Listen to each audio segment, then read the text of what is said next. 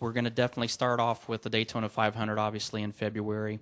Go to Darlington, then wait till the Bristol night race in the fall, Atlanta, Chicagoland in September, the Dover race in September, then here in Texas in November, and Phoenix in November. And I know those of you that are math majors realize that's 8 races. Some of you didn't know that, and we're going to figure it out later on, so I'm going to help you all now.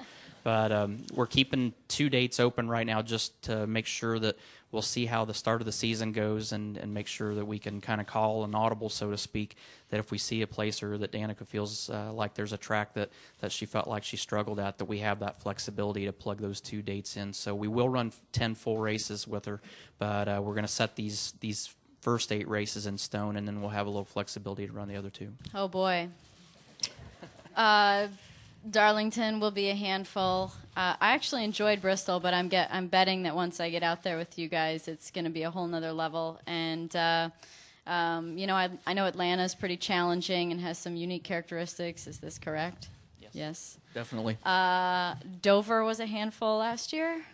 So anyway, but we'll be at Chicago and Texas, which are places I feel a little bit more comfortable. But I know this is a fast track, a fast 1.5 miles, so it's good to get that experience. And I'm excited. I mean, there's a lot I'm worried for, but on the other hand, as I've kind of felt with my nationwide races so far, is that, and in particular, of course, the more difficult tracks, is that expectation levels sometimes are not quite as high. So, you have the ability to make mistakes, and that's the plan, is that there's going to be mistakes and there's going to be learning curves, and, to get that out of the way before we try and do this full time and really try and put it together. So it's about making the most complete future possible with the limited schedule of experience. So thanks a lot, Tony.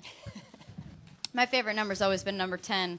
I drove the number 10 go-kart when I was a kid until I went to Europe, and then onwards and so forth. And in IndyCar, you tend to run just the numbers that the team has. So this is the first time I've ever, in a car in my professional career, ever been able to choose a number. And then to have the history of your team and you being able to run the 14, which was your go-kart number, and the 39 was Ryan's go-kart number, and seeing those big blown-up black and white photos of your old go-kart, you in the go-kart, was just really cool. So this is really neat for me.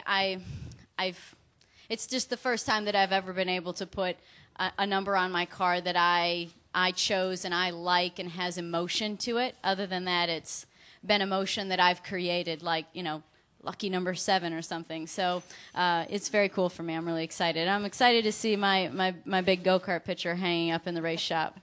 I'm going to do mine in color, though, probably. Yeah, believe it or not, they actually had color film when I raced go-karts, too. Never mind then. Sorry, my mistake.